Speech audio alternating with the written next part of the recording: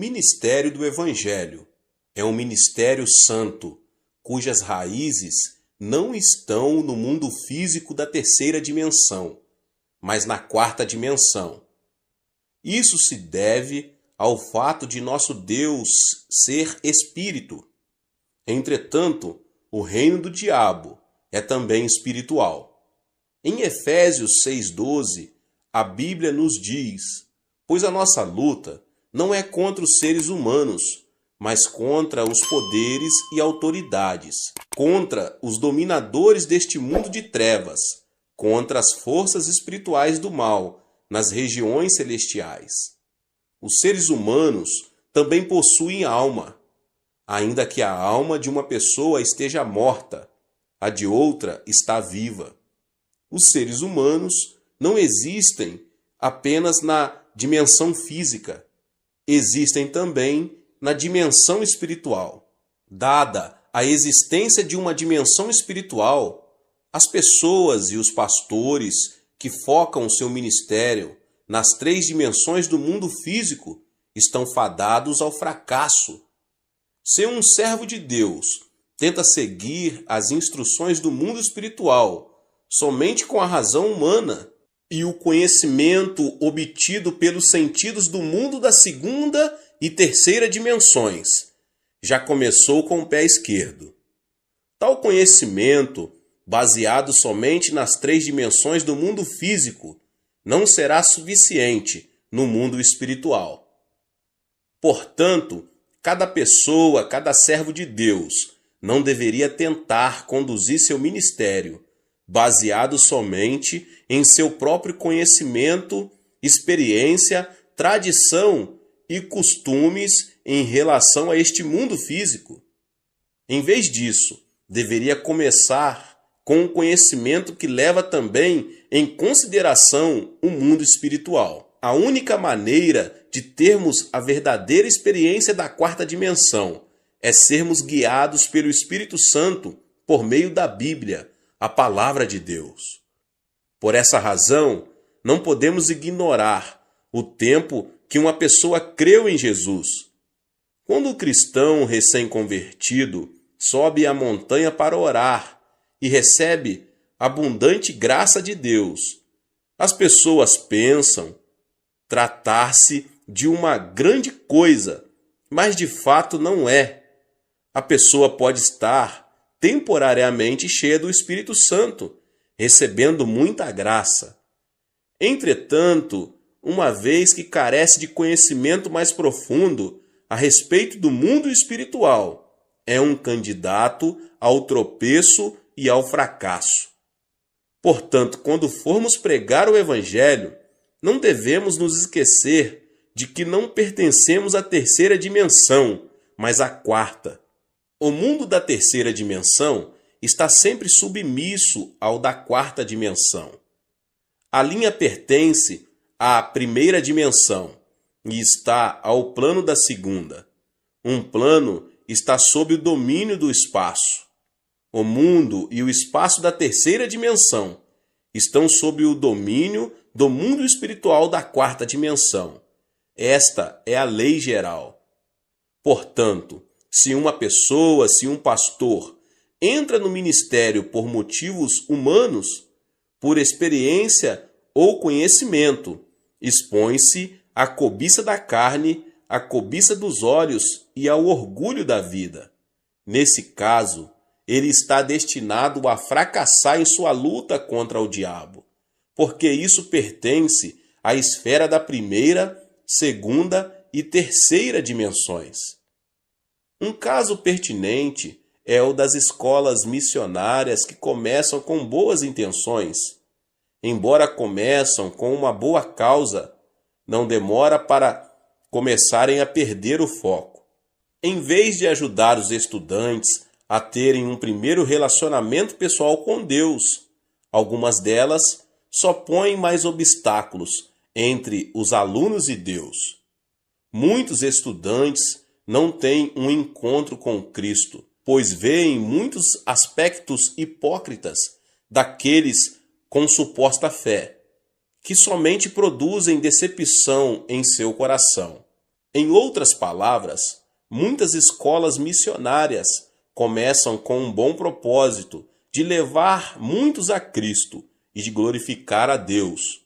Entretanto, com o passar do tempo, o propósito original deteriora-se e começam a limitar seu foco às coisas deste mundo tridimensional. Isso permite a Satanás e a seus asseclas do mundo espiritual da quarta dimensão apoderarem-se deles com sucesso. Muitos servos de Deus que trabalham em suas igrejas cometem esse mesmo grave erro. Além disso, servos que se comprometem com a nova teologia tentam analisar e compreender este mundo de natureza tridimensional. Creem que este mundo pode se tornar um lugar bom e fantástico, onde viver por meio de formas sociais e justas distribuições de riquezas. Entretanto, tal insistência e crença já provaram ser desastrosas, como vimos na grande queda da União Soviética e nos outros estados que tentaram pôr essa ideia em prática. Este mundo tridimensional está sob a autoridade do diabo, e todos os seres que aqui habitam estão sob sua influência, da morte espiritual. Não existem igrejas vivas, nas quais o pastor pregue somente um sermão baseado neste mundo físico tridimensional, porque sua alma está atrofiada e morta. Muitos jovens vão para o exterior hoje em dia com o suposto propósito de fazer um trabalho ainda melhor para Deus e Cristo. Mas, ao enfrentarem a dureza de estudar num país estranho, seu zelo inicial desaparece rapidamente. Os que se propõem a estudar conseguem títulos mais altos, como mestrado ou doutorado em teologia, estão promovendo sua educação e conhecimento com base no que pertence a um mundo tridimensional, e seu plano não pode ser bem-sucedido. O segredo para um ministério bem-sucedido é realizá-lo focado na Escritura somente após estudar profundamente a Bíblia. Pela Bíblia, a palavra de Deus, podemos obter o conhecimento que se aplica ao mundo espiritual da quarta dimensão. A palavra de Deus e a obra do Espírito Santo unem-se para destruir o poder do diabo e restaurar a vida à alma dos pecadores. Tenho havido muitos servos de Deus que abalaram este mundo com o Evangelho, mas não muitos deles tiveram muita instrução. Grandes homens como o pastor Moody dos Estados Unidos e o pastor Spurgeon da Inglaterra são bons exemplos. Embora sua situação financeira não lhes tivesse permitido conseguir educação superior, ambos estudaram por conta própria e tornaram-se conhecidos como homens de grande educação e conhecimento em sua época. Isso foi possível porque se libertaram dos limites do mundo físico tridimensional e obtiveram o conhecimento com base na quarta dimensão. Se você faz visita aos lares ou posiciona-se em pé no púlpito para entregar uma mensagem, ou ter uma conversa com o seu rebanho, deve ter certeza de não se desviar-se e afastar-se da Bíblia. Quando suas palavras e conversas se afastam da Bíblia e começam a girar sobre assuntos deste mundo, abre-se uma janela de oportunidade para o ataque sorrateiro do diabo.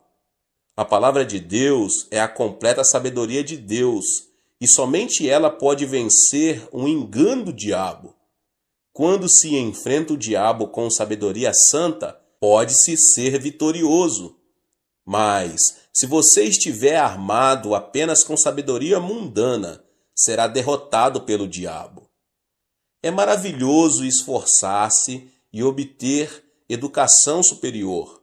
Entretanto, se você não se propõe trabalhar para Cristo e Deus, não deve confiar na educação dada por este mundo tridimensional. Quando um jovem entra para o serviço militar, precisa abrir mão de suas antigas roupas e trocá-las por novas roupas e uniformes usados pelo exército, até sua roupa de baixo.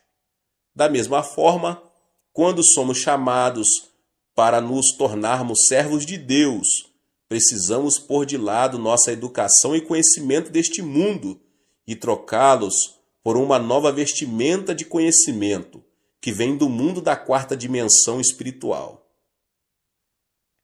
O que move Deus são a palavra e o Espírito Santo. Da mesma forma, podemos vencer o diabo somente pela palavra de Deus e pelo Espírito Santo. Jesus disse: "O Espírito dá vida, a carne não produz nada que se aproveite. As palavras que eu lhes disse são espírito e vida." João 6:63.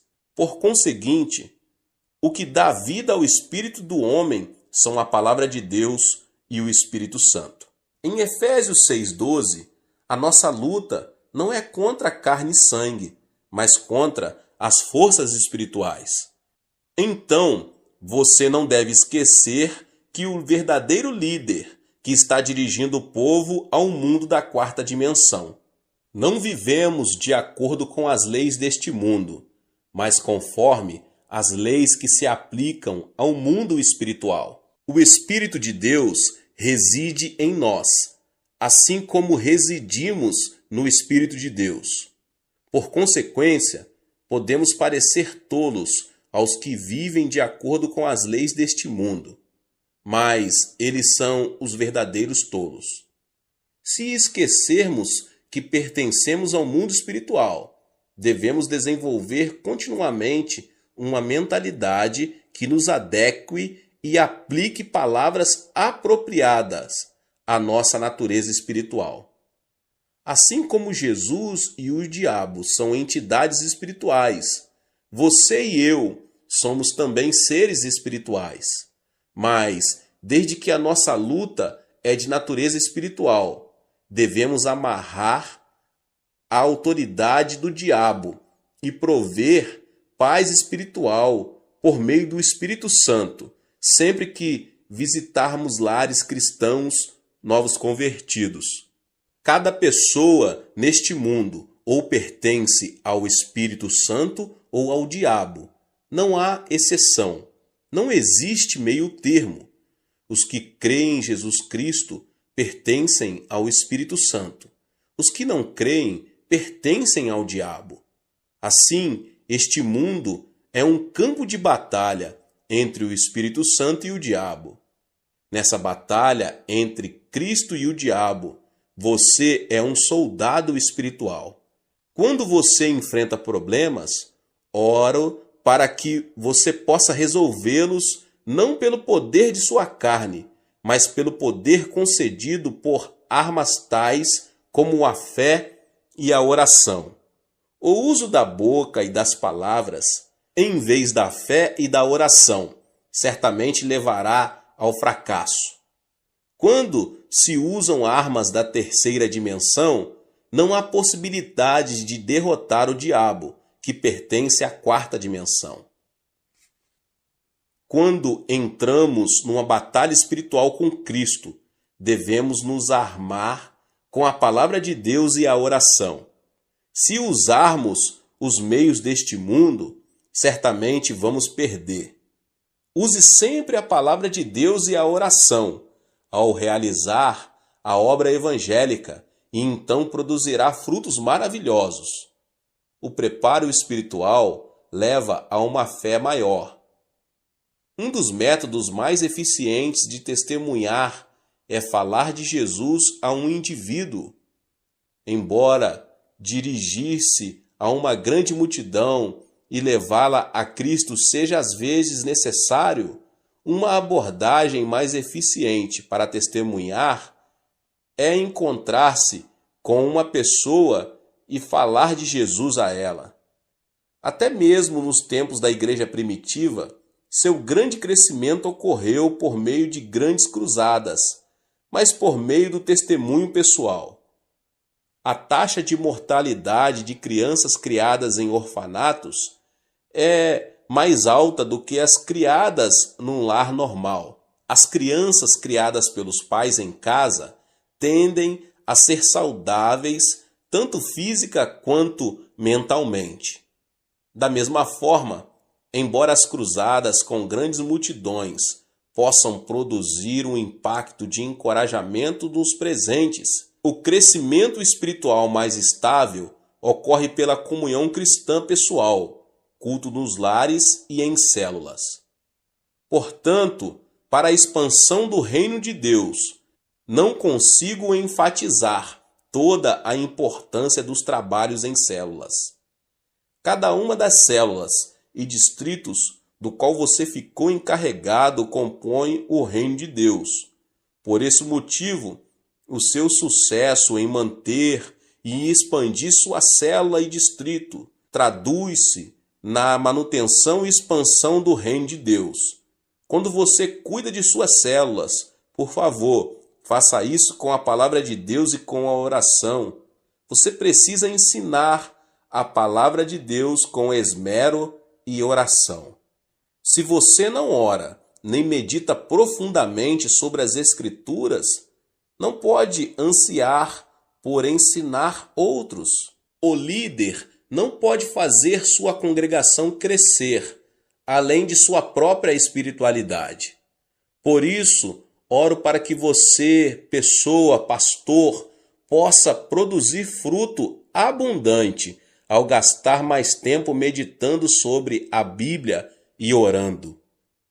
Todo servo de Deus deve ser capaz de distinguir a obra do Espírito Santo da ação do diabo.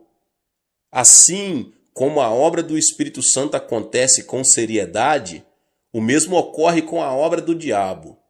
Em vez de acreditar cegamente em todos os espíritos, as pessoas, os pastores, devem ser capazes de distinguir se um espírito vem de Deus ou do diabo. Como cada espírito tem sua própria natureza peculiar, podemos distinguir os espíritos por sua natureza. Algum tempo atrás, certo pastor que tinha um ministério em Seul veio falar comigo. Disse-me que tinha a impressão de estar com algum tipo de espírito, mas não tinha certeza se o espírito era bom ou não. Isto é, não estava certo se o espírito vinha de Deus ou do diabo, e pediu-me que o discernisse para ele. Naturalmente, pedi-lhe que me contasse tudo o que havia acontecido. Ele me contou que desde que sentiu o espírito, começou a profetizar. Havia várias vezes em que suas profecias eram corretas, e as coisas aconteciam exatamente como profetizava. Mas, outras vezes, elas eram incorretas e não se tornavam realidade. Sempre que suas profecias eram incorretas, ouvia o Espírito falar-lhe. Eu apenas o coloquei à prova. Às vezes, o Espírito lhe dizia para escrever algo, e ele obedecia. Mas depois de escrito, não conseguia entender o que escrevia. Além disso, disse que desde aquele dia ele sentia como se algo estivesse se movendo continuamente dentro dele. Isso é obra do diabo. Entretanto, por mais que o diabo tente esconder sua identidade, ele não consegue. Um lobo, ainda que vista a pele de cordeiro, terá sua identidade revelada mais cedo ou mais tarde. Portanto, quando discernimos os espíritos, devemos fazê-lo como Jesus nos ensinou. Em Mateus 7, do 17 ao 20, Jesus disse: semelhantemente, toda árvore boa dá bons frutos, mas a árvore ruim dá frutos ruins. A árvore boa não pode dar frutos ruins, nem a árvore ruim pode dar frutos bons. Pelos seus frutos vocês os reconhecerão. Por conseguinte, podemos discernir facilmente os espíritos por seus frutos. Enquanto Deus é santo e sublime, o diabo é astuto e frívolo. Portanto, sempre que Deus nos dá profecias e visões, Ele o faz de maneira santa e sublime, e somente quanto é absolutamente necessário. Mas a profecia do diabo é frívola e muda facilmente com o curso de um canal. O diabo intromete-se em todas as coisas grandes e pequenas, dizendo: use tal e tal roupa hoje, ande desse jeito, faça isso, faça aquilo, metendo o nariz até mesmo em coisas triviais. Ou ameaça dizendo: se você não fizer o que eu estou falando, seu filho irá sofrer terrível acidente e será assassinado de maneira horrível. Portanto, podemos facilmente discernir os espíritos, porque podemos conhecê-los por seus frutos. Quando o diabo entra numa pessoa, ela se torna inquieta, porque a natureza característica do diabo é o desconforto. Tendo sido condenado por Deus, o diabo está condenado a ser destruído. Por isso, o diabo é inquieto. Está escrito em Isaías 48:22, não há paz alguma para os espíritos. Portanto, quando o diabo entra no coração de um homem, ele se torna nervoso, ansioso e causa problema aonde quer que vá, pela inveja e pelo ódio. Mas o amor e a paz fluem quando o Espírito Santo habita numa pessoa. A Bíblia nos diz em 1 João 4:8, Deus é amor. E em João 14:27, deixo-lhes a paz, a minha paz lhes dou. Não a dou como o mundo dá. Não se turbe o seu coração, nem tenham medo. Por conseguinte, quando estamos cheios do Espírito Santo, o amor e a paz fluem de nós o bastante para compartilharmos com outras pessoas. Enquanto vivemos neste mundo, somos tentados continuamente pelo pecado, mas o Espírito Santo nos protege o tempo todo e dirige-nos para não sucumbirmos às tentações e para permanecermos santos. Por outro lado, os que têm neles o diabo estão cheios de lascívia e pensamentos vis. Enquanto o Espírito Santo sempre nos ensina a verdade da Bíblia, o diabo nos faz vasculhar as palavras não bíblicas. O diabo mente dizendo ser o Espírito Santo e depois desculpa-se dizendo: foi apenas uma travessura. Mas Deus não precisa se defender e ele não o faz. A Bíblia simplesmente diz em Gênesis 1:1: no princípio Deus criou os céus e a terra, e Deus nunca se explicou quanto à sua existência. Assim, existem diferenças perceptíveis entre os frutos do Espírito Santo e os frutos do diabo. Às vezes, as obras de espíritos malignos aparecem ao cristão que deseja ser cheio do Espírito Santo. Quando um cristão se submete às obras de um espírito maligno enquanto tenta receber o Espírito Santo, diz-se que tal pessoa está possuída por um espírito maligno.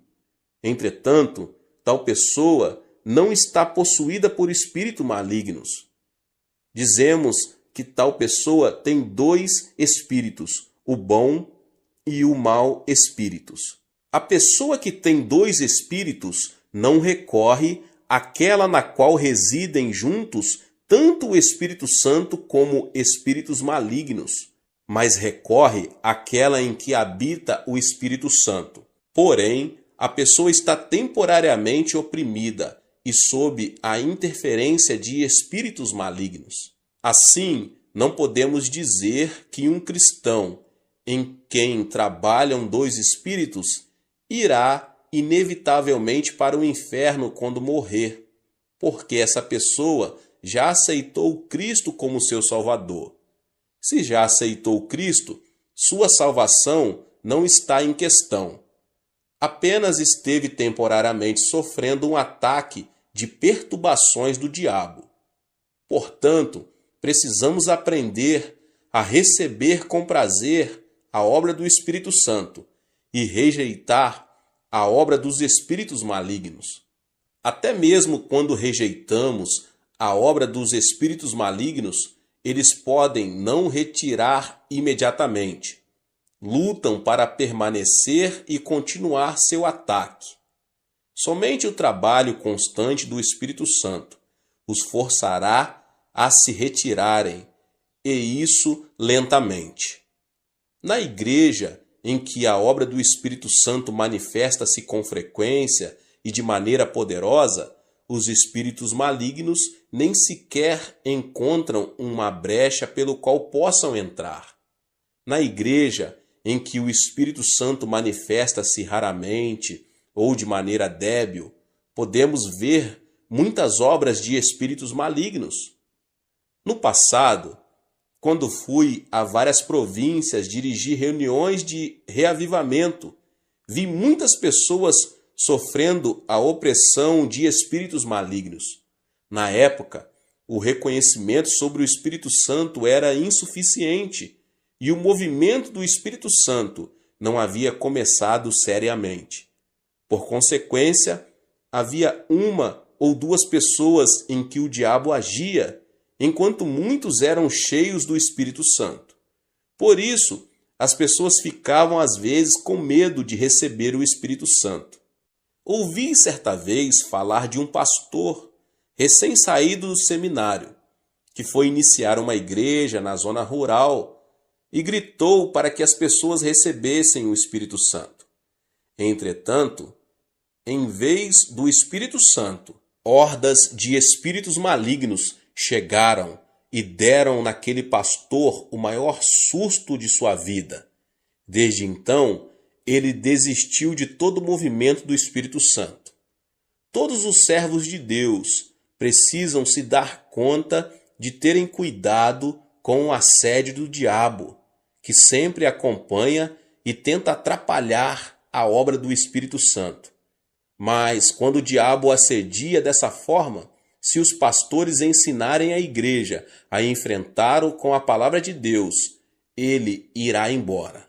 Para liderarmos o movimento do Espírito Santo, nós, as pessoas, os pastores, não devemos apenas ter conhecimento do Espírito Santo, como também ter conhecimento de como o diabo tenta atrapalhar. Quando se lidera uma cruzada pelo Espírito Santo, para que a congregação possa encher-se com o Espírito Santo, deve-se primeiro conhecer a respeito da obra do diabo e neutralizá-lo, suprimindo assim seu trabalho. Em Mateus 16:19 está escrito: o que você ligar na terra terá sido ligado nos céus, e o que você desligar na terra terá sido desligado nos céus. Ao visitar seus membros ou entregar a mensagem de Deus no culto, você pode sentir o diabo trabalhando para impedir o seu ministério. Então você precisa primeiro neutralizar o diabo dizendo: em nome de Jesus eu o amarro. A menos que amarre o diabo, na verdade você está permitindo que ele vá livremente para onde quiser, e o seu trabalho sofrerá sua interferência. Além dos assuntos espirituais, o diabo às vezes traz confusão ao infiltrar-se nas ideias humanas. Quando o diabo entra no espírito de um homem, acontece as coisas que eu vos falei anteriormente. Mas quando o diabo se infiltra no pensamento humano, isso parecerá heresias e doutrinas heréticas. Para discernir tais heresias, deve-se primeiro examiná-las à luz da cristologia ortodoxa, porque na maioria das heresias e doutrinas heréticas, sua cristologia é pervertida. Jesus Cristo, o Filho de Deus, foi concebido no corpo da Virgem Maria e nasceu neste mundo por obra do Espírito Santo. Jesus Cristo morreu na cruz para redimir o homem do seu pecado, ressuscitou ao terceiro dia e subiu ao céu. Além disso, ele retornará à terra para julgar o mundo. Se alguém crer na fé saudável baseada numa cristologia bíblica, essa pessoa será salva. Mas se ela seguir o herege, aceitando suas doutrinas heréticas, se perderá. Entretanto, qualquer doutrina que distorcer essa verdade é herética e só resulta em condenação. Os hereges estão cometendo um grave erro com suas heresias. Você sabe o que dizem os seguidores do Reverendo Moon? Eles alegam que Cristo fracassou em sua obra de redimir o homem do seu pecado original, porque morreu na cruz, e afirmam que o líder da seita, Moon Sun Myung, é o verdadeiro líder previsto para voltar. Afirmam que seu líder veio para conseguir essa redenção, não conseguida por Jesus. Portanto, sua doutrina é uma heresia por estar completamente desviada da cristologia bíblica. As testemunhas de Jeová afirmam falsamente que Cristo foi um dos anjos e que não é Deus.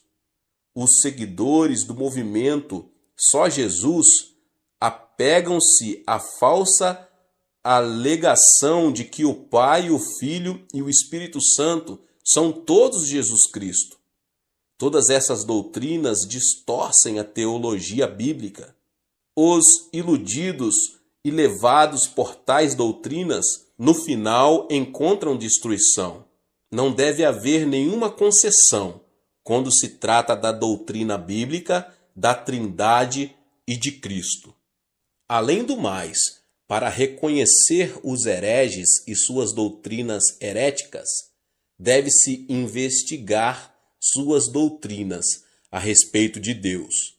Não há dúvida na Bíblia de que Deus Pai, Jesus Cristo, o Filho e o Espírito Santo formam a Trindade Santa. Quando Jesus foi batizado no Rio Jordão, veio de cima a voz de Deus. O Espírito Santo desceu como uma pomba e Cristo foi cheio do Espírito Santo. Mateus 3, 16 e 17.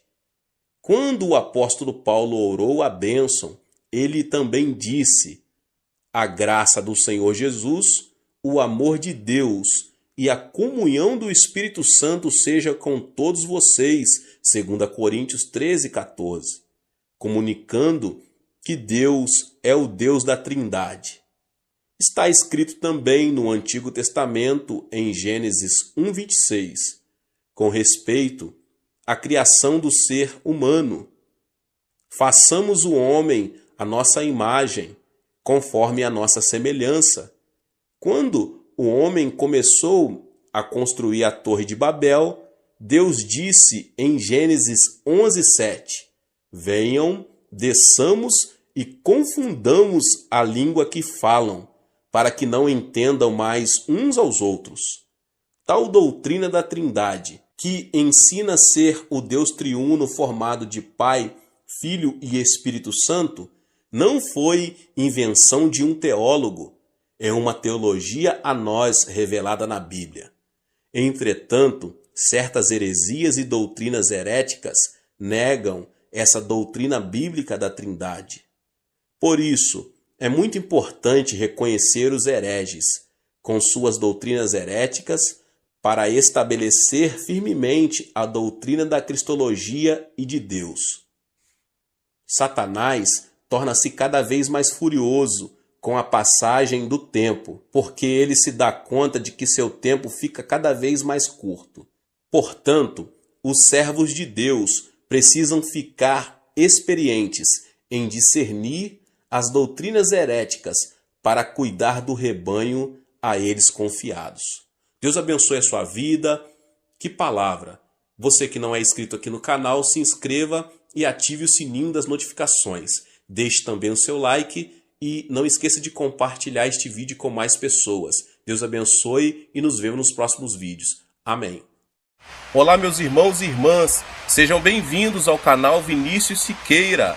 E se você ainda não é inscrito aqui no canal, se inscreva aqui no canal e não esqueça de ativar o sininho das notificações. Todos os dias são postados vídeos abençoados aqui no canal, para te abençoar. Vamos a mais uma palavra do Senhor. Tornar-se cristão é algo mais que unir-se a uma igreja cristã.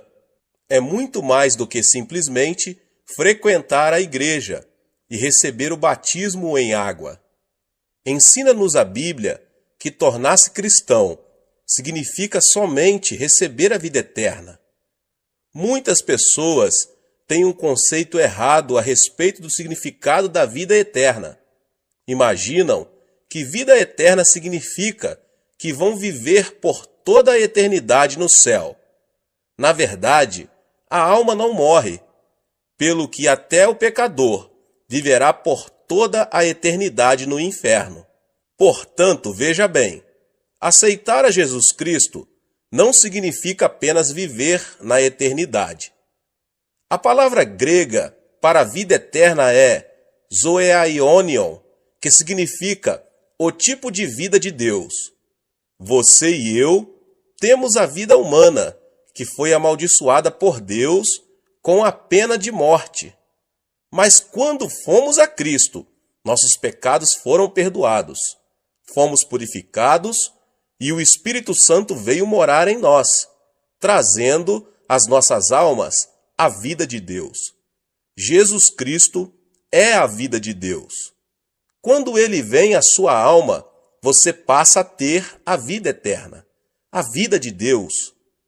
Muitos pensam que os verdadeiros cristãos não são diferentes dos pecadores, mas há uma tremenda diferença. Os crentes são tão diferentes dos incrédulos, como o céu é diferente da terra, porque os verdadeiros cristãos têm a vida de Deus em seu coração. Se você tiver a vida de Deus em você, irá para o céu e viverá ao lado de Deus, pois a vida de Deus estará vivendo em você a partir de agora mesmo, a partir do momento em que você aceitar a seu Filho como seu Salvador. Disse Jesus Cristo que se alguém tem a vida de Deus em si, 5 sinais se seguirão em sua vida. Antes de subir aos céus, deixando a terra, o Senhor fez uma tremenda promessa aos seus seguidores. E esses sinais hão de seguir os que creem. Em meu nome expulsarão demônios, falarão novas línguas, pegarão em serpentes, e quando beberem alguma coisa mortífera, não lhes fará dano algum. Imporão as mãos sobre os enfermos e os curarão. Depois de o Senhor lhes ter falado, foi recebido no céu e assentou-se à destra de Deus. Então os discípulos partiram e pregaram por toda parte, cooperando com eles o Senhor e confirmando a sua palavra por meio de sinais que a acompanhavam. Disse também Jesus que os céus e a terra haviam de passar, mas suas palavras permaneceriam. A palavra de Cristo deve permanecer, e ele a confirma com sinais que a acompanham. Leio na Bíblia que Jesus Cristo é o mesmo ontem, hoje e eternamente. Seu ministério nunca mudou. Ele está conosco hoje e devemos ver estes 5 sinais acompanhando o nosso ministério. Somente a incredulidade dos cristãos os impedem de fazer esses sinais. Mas se cremos, todos esses sinais nos acompanharão. O primeiro sinal é que expulsaremos os demônios pelo nome de Jesus. Em nossos dias, as pessoas nos perguntam: onde estão os demônios? Diz-nos a Bíblia que no começo de nossa história o diabo se aproximou-se de Adão e Eva e os enganou. Enquanto Jesus esteve neste mundo, foi tentado por Satanás. Depois de jejuar durante 40 dias e 40 noites.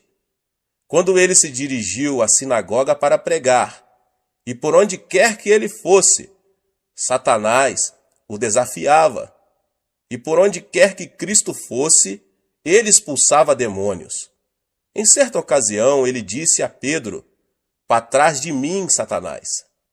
Mais tarde, o diabo haveria de entrar no coração de Judas Iscariotes e nele plantar a ideia de trair a Cristo. As pessoas de mentalidade mundana não entendem as coisas espirituais, mas quando somos iluminados pela vida de Jesus, ficamos sabendo que existe um inimigo chamado diabo. Nesses últimos dias, a obra do diabo está aumentando, mas Cristo nos concedeu esta promessa, segundo a qual podemos expulsar demônios em seu nome.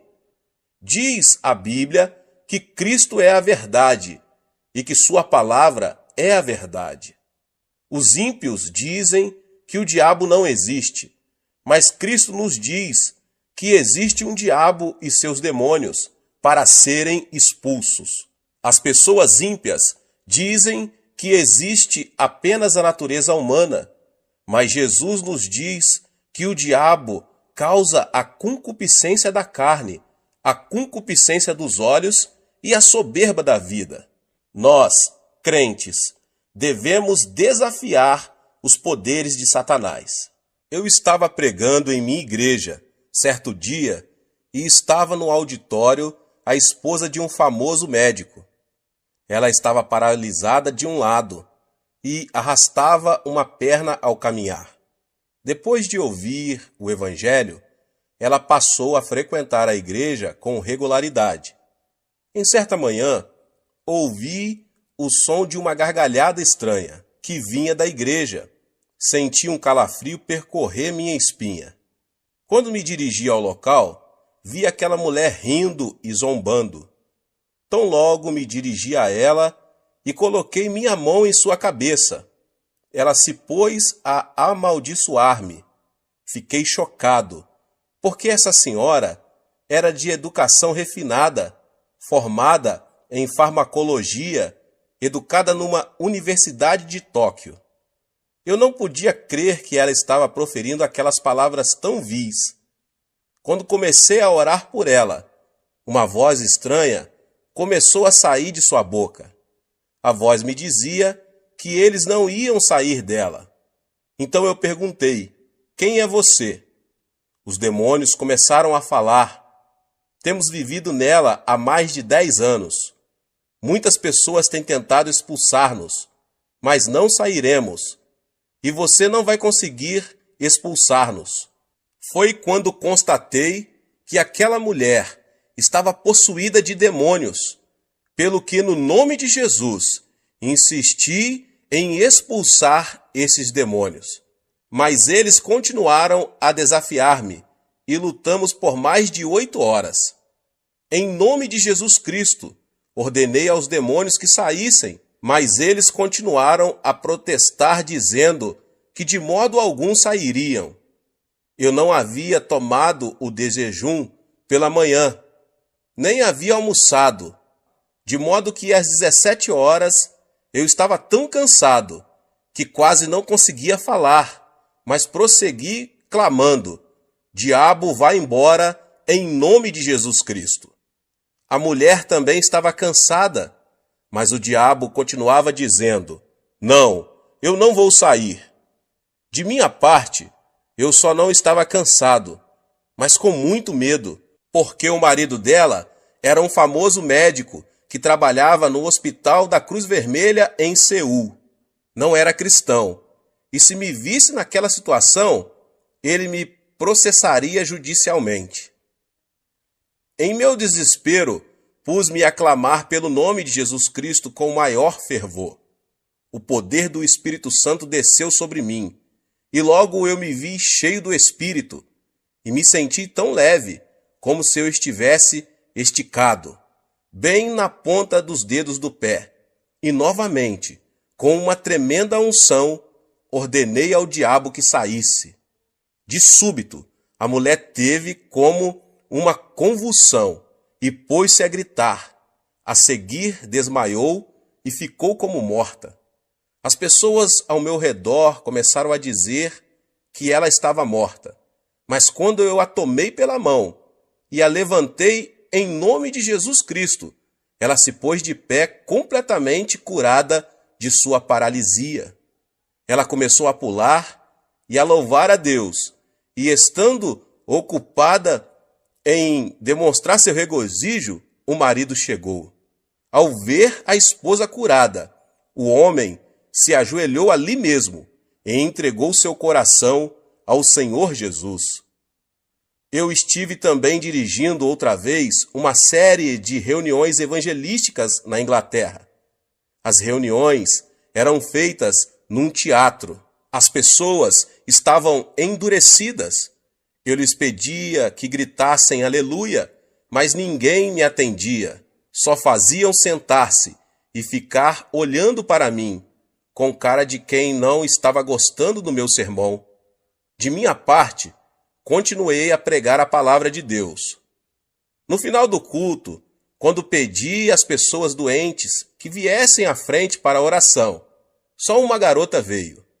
Era magérrima e sentia dores terríveis no estômago. Tão logo, ela chegou na frente, começou a chorar. Disse ela: pastor, não posso comer nada. Tenho terríveis úlceras estomacais e já visitei inúmeros médicos e não fiquei curada. O Senhor pode orar por mim? Quando coloquei minhas mãos sobre ela, a menina pôs-se a gritar. Ordenei-lhe, em nome de Jesus Cristo, fique curada. Mas nesse instante, repentinamente, ela se pôs a xingar-me. Você aí, coreano de uma figa, volte para casa. Eu não vou sair. Perguntei-lhe então, quem é você? Respondeu-me a voz, eu sou o diabo, e eu vou destruir esta menina. Antes de sair, eu vou matá-la. As pessoas por todo o teatro ouviram essas palavras. A congregação sentiu-se eletrizada. Todos se levantaram. Ordenei então ao diabo, diabo, em nome do Senhor Jesus, sai dessa mocinha. Ela começou a gritar horrendamente e depois caiu prostrada. Ergui-a pela mão, em nome de Jesus, e ela com o rosto radiante disse, louvado seja Deus. Ele foi embora. Ela ficou completamente curada. As pessoas apressadamente vieram à frente para receber orações. A partir da noite seguinte, a multidão encheu o teatro. O poder de Deus se manifestou às pessoas que o buscavam. Demônios escondidos estão operando em nossa sociedade. Estamos todos preocupadíssimos com poluição atmosférica e da água, mas o nosso mundo está cheio de poluição espiritual. Nosso mundo está cheio de imundícia. Nossas ruas estão cobertas de material pornográfico. Você acha que isso é trabalho de Deus? Você acha que esse é o trabalho das pessoas decentes? Não, é claro que não. É o trabalho do diabo. Precisamos eliminar a poluição espiritual de nossas vidas. Nossos filhos estão sendo desorientados pelo diabo. Precisamos amarrar o diabo e expulsá-lo em nome do Senhor Jesus. Você tem a vida eterna dentro de você. A vida eterna é o tipo de vida que vem de Deus, a forma mais elevada de vida. O tipo mais baixo de vida é a do reino mineral. A seguir vem o reino vegetal, depois o reino animal, em seguida o reino da humanidade, depois a ordem angelical e, finalmente, Deus, a fonte de toda a vida. Satanás é um ser angelical e, consequentemente, Satanás é mais poderoso que os seres humanos. É por isso que Satanás controla a humanidade. Entretanto, quando aceitamos a Jesus Cristo, a vida de Deus entra em nós e nós nos tornamos superiores aos seres angelicais. É por isso que podemos expulsar demônios. Temos a vida de Deus em nós. o que torna nossa vida mais poderosa do que a vida de Satanás. A lei da natureza diz que quando o maior chuta o menor, este deve fugir imediatamente. Se você é cristão, mora em você a forma de vida superior. A nova vida em você é superior à vida de Satanás. Portanto, quando você ordena a Satanás que saia em nome de Jesus Cristo, ele não tem outra alternativa senão obedecer e sair. Você não é mais um ser fraco. Você não é mais um desamparado, pois recebeu o maior poder, o de Deus. A vida eterna habita em ti, e você pode expulsar demônios em nome de Jesus. Ordene ao poder do diabo que se retire de sua casa. Ore pelos seus filhos, para que o poder de Satanás não os controle. Ore para que o poder da influência de Satanás abandone a sociedade da qual você faz parte. Você tem o poder. Cristo nos deu uma tremenda promessa em Lucas 10:19. Eu vos dei autoridade para pisar serpentes e escorpiões, e toda a força do inimigo, e nada vos fará dano algum. Nesta promessa, Cristo nos dá duas palavras maravilhosas. No grego, Cristo está dizendo, dou-vos exousia, que significa autoridade. A saber, autoridade sobre os poderes de Satanás. Autoridade é algo mais forte do que poder. Minha avó faleceu com 83 anos de idade. A velhinha não tinha muito poder. Era muito fraquinha, sem forças, mas quanta autoridade tinha. Sendo jovem, eu tinha muito mais força do que minha avó, mas ela detinha a autoridade. Quando ela dizia, filho, vem cá, eu ia. Se ela dissesse, vai a tal lugar, eu ia. A autoridade é superior ao poder.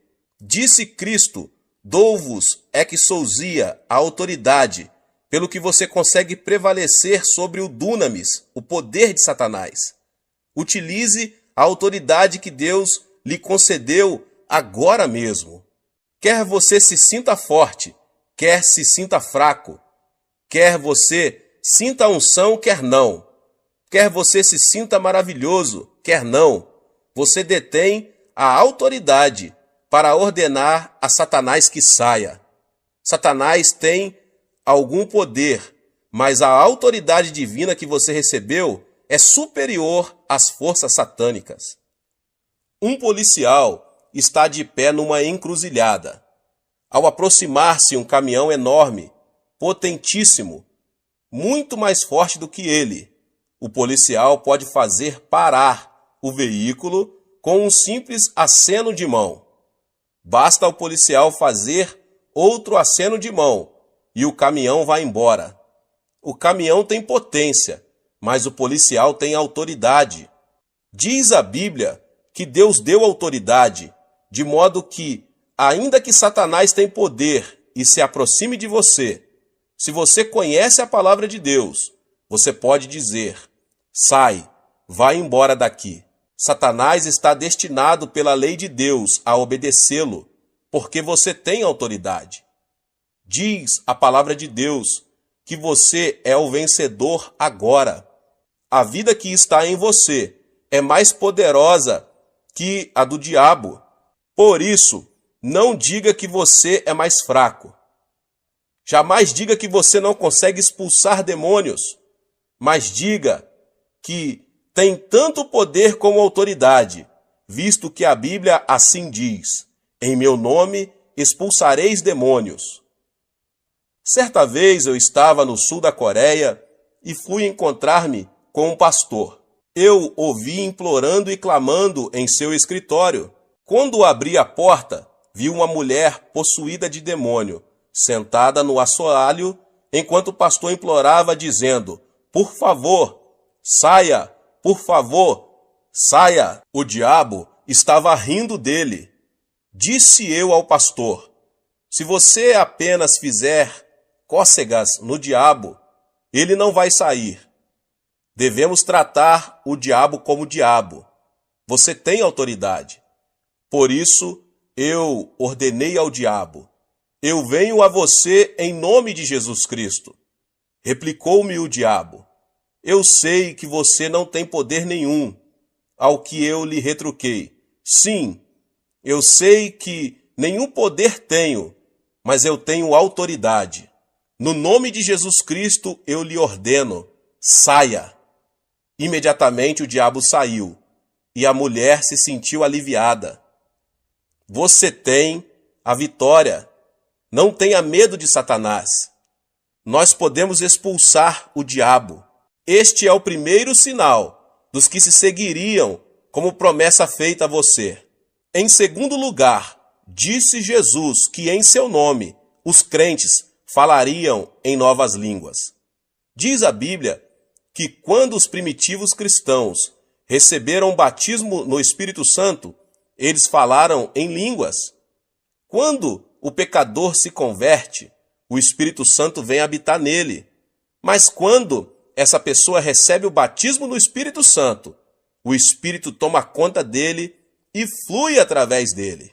O Espírito Santo assume o controle de sua língua e ele começa a falar numa língua nova, muito bonita.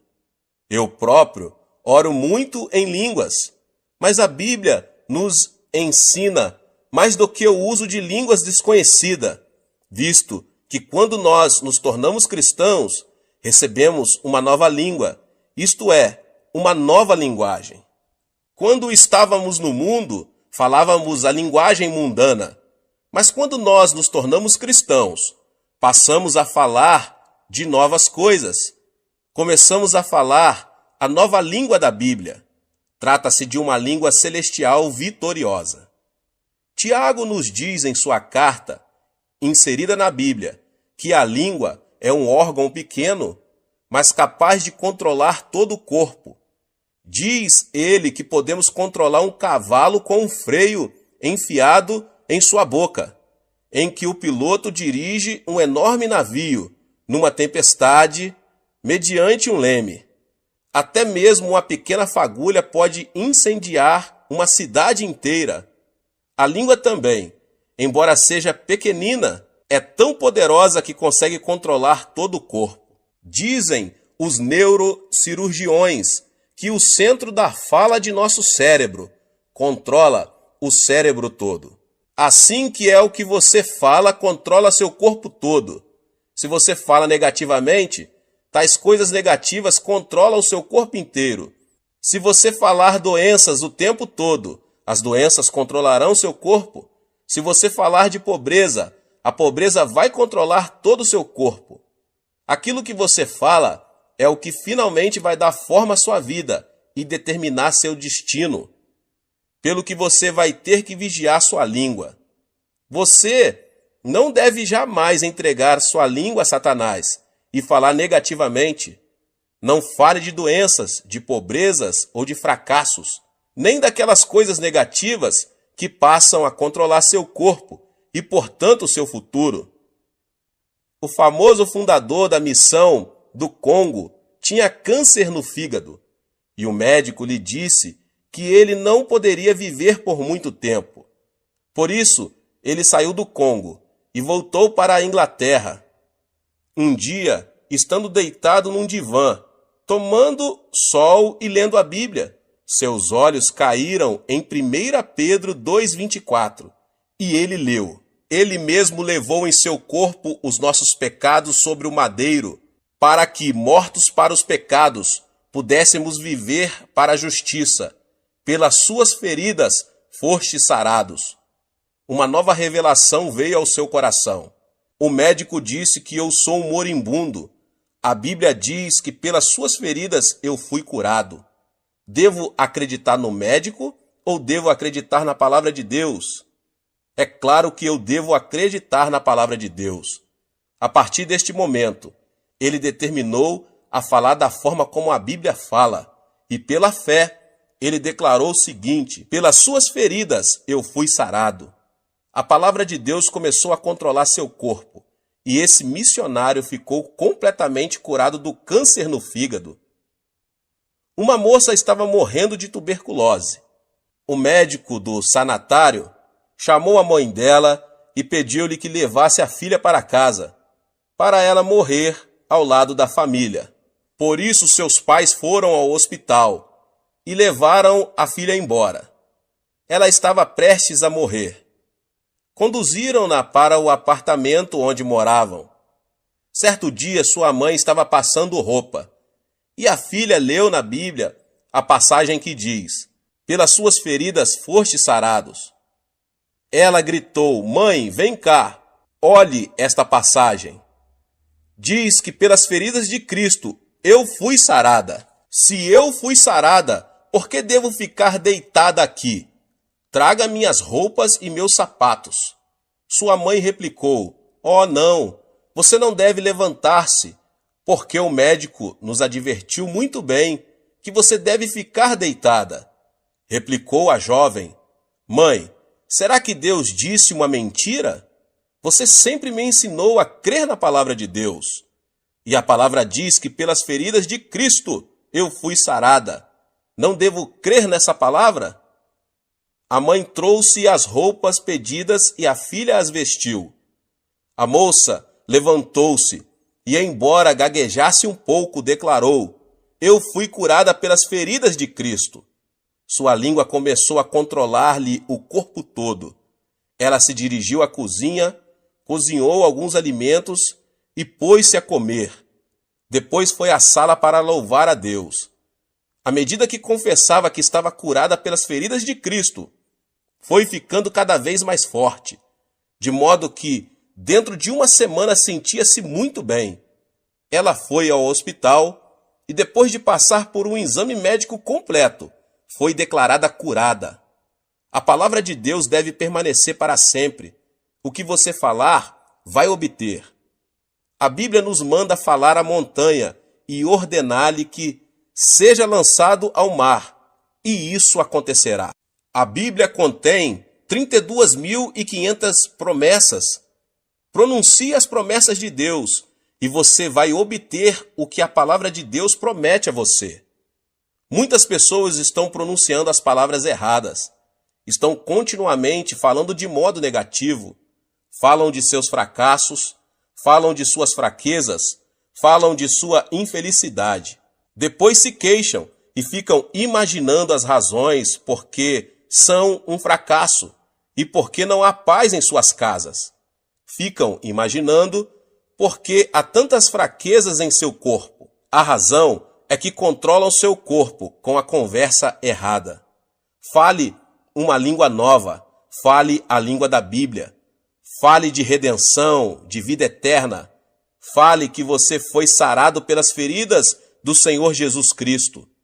Diga que Deus é sua força e você verá boas coisas acontecerem a você. Sim, aprenda a falar uma nova língua. Aos 18 anos de idade, eu estava morrendo de tuberculose. Eu era um fracasso em casa e não tinha dinheiro e ia muito mal nos meus estudos. Não havia esperança para mim neste mundo. Foi quando eu me tornei cristão e resolvi que falaria a linguagem da Bíblia. Falei de cura, confessei o sucesso e pronunciei palavras de abundância. Não permiti que minha língua falasse coisas negativas. Neste momento estou pastoreando uma congregação de 600.000 membros e Deus nos deu capacidade de construir uma igreja que custa cerca de 5 milhões de dólares. Também estamos enviando missionários pelo mundo todo. Quando mudei minha maneira de falar, minhas circunstâncias mudaram também. Um dia li um jornal médico coreano, um artigo muito interessante, escrito pelo diretor-geral da Associação Médica. Disse ele que muitos coreanos estavam morrendo do que ele denominava morte habitual. Disse que muitas pessoas acham que vão morrer com 50 e poucos anos, porque seus pais haviam morrido nessa idade. Por isso, ao entrar nos 50 e poucos anos, já começaram a ter tonturas e pensam que vão morrer logo. E muitas pessoas morreram nessa faixa de idade, ainda que não haja causa médica para a morte. Disse o médico que a pessoa não deve antecipar a mesma experiência de seu pai, porque esse raciocínio tem produzido muitas mortes prematuras. Eis aí, até um médico incrédulo confessa que a língua controla nosso futuro. Você pode ser vitorioso, você pode ser curado. Sim, você pode viver uma vida feliz.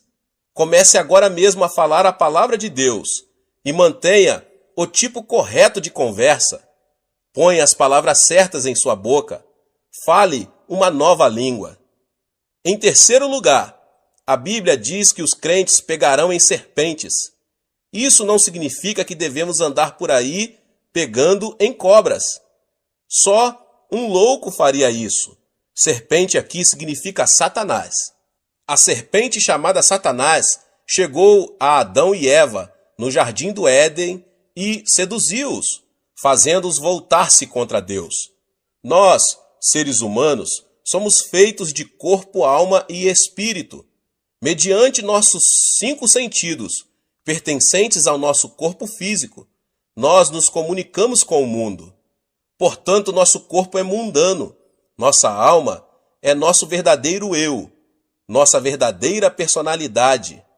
Mediante o conhecimento e as emoções, nossa alma pode tomar decisões e exercer sua vontade. Portanto, nossa alma é apenas autoconsciente. Somente mediante nosso espírito podemos comunicar-se com Deus. Através do nosso espírito conhecemos Deus e o adoramos. Essa serpente, Satanás, vem a nós, nos tenta e nos induz a viver uma vida mundana, isto é, centralizada no mundo. Quando vivemos esse tipo de vida, Satanás exerce domínio sobre nós. Mas quando vivemos uma vida centralizada em Deus, temos domínio sobre Satanás. Temos o poder de apanhar e amarrar a serpente. Podemos expulsar demônios. Quando você decide viver uma vida centralizada em Cristo, você se torna uma pessoa dirigida pelo Espírito Santo. Afirma a Bíblia que os filhos de Deus vão pegar Satanás. É fácil detectar a obra maligna. Toda e qualquer palavra que sai do ego carnal vem de Satanás. Mas toda e qualquer palavra que induz você a viver uma vida centralizada em Cristo é proveniente do Espírito Santo. Agora você pode pegar em serpentes. Você consegue discernir a obra do maligno e expulsá-lo. Em quarto lugar, a Bíblia diz que se os crentes beberem alguma coisa venenosa, mortífera, não lhes fará mal algum. Certo dia, eu fui a uma cidadezinha para um culto. Veio a mim uma garotinha de 7 anos de idade. A boca da menina estava toda queimada. Era uma órfã que havia perdido seus pais quando fugiam da Coreia do Norte como refugiados. A menina estava trabalhando na casa de uma senhora muito rica e muito perversa. À noite, a menina não podia sequer ir à cozinha para beber um copo de água. Em certa noite, a menina sentiu uma sede muito grande. Ela rastejou até a cozinha e pôs-se a tatear no escuro à procura de água, sem perceber que aquela vasilha continha veneno contra ratos. Ela bebeu um gole. Embora a pobrezinha tenha começado a vomitar sangue, a patroa não a levou a um pronto-socorro médico, deixou-a de lado para que morresse. Mas essa menina era cristã e começou a clamar por Jesus Cristo, pois o Senhor a tocou. Depois de contar-me sua história, a menina abriu a boca. Viu que, embora seus lábios estivessem queimados, nenhum dano havia sido feito em sua garganta. Seu esôfago estava perfeito. A palavra de Cristo havia sido posto à prova. A menina havia bebido do veneno violento e não tinha sido prejudicada. Hoje bebemos veneno de todo tipo. O ar é poluído, a água é poluída. Pior do que isso, sofremos de poluição espiritual. Quando ouvimos rádio ou vemos TV, esse veneno penetra em nossa mente. Mais pessoas sentem-se deprimidas hoje do que em toda a história humana. Durante a Segunda Guerra Mundial, apenas 300 mil americanos morreram na frente de combate, mas muito mais de 1 milhão de pessoas morreram na nação americana por causa do veneno trazido pelos ataques do coração e preocupações.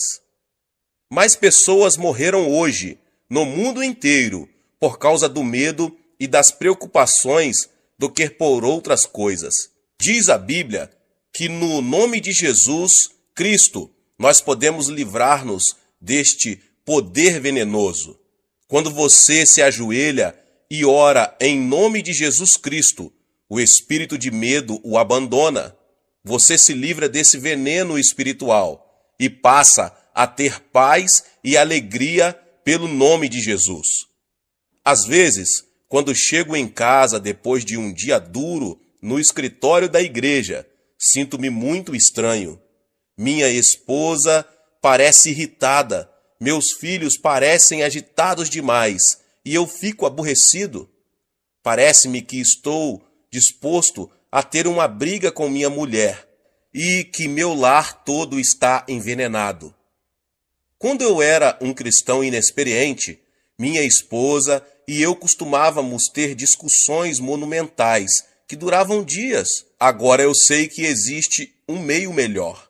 Eu entendo que o envenenamento provém da sociedade, pelo que eu ajoelho imediatamente e expulso o mau espírito que veio para destruir meu lar. Reivindico a vitória em nome de Jesus Cristo e logo sinto o seu imenso poder de cura fluindo por toda a casa. Então, quando olho para minha mulher, ela está sorrindo e eu começo a sorrir também.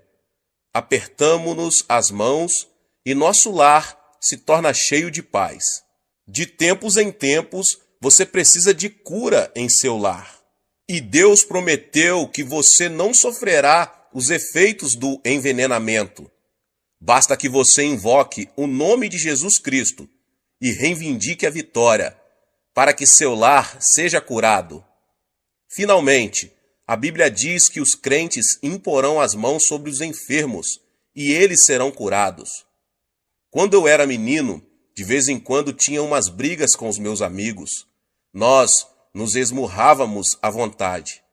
E de vez em quando eu voltava para casa chorando. Minha mãe me dava uma boa surra, mas a seguir eu recebia o toque curativo do amor de minha mãe. Como é bom quando estamos desanimados e um bom amigo chega e toma nossa mão e nos dá umas palmadinhas nas costas. Jesus vem a nós e quando ele nos toca, não há outra alternativa senão receber a cura. Jesus não tem um corpo físico, mas ele quer usar seus braços, sua boca e suas mãos.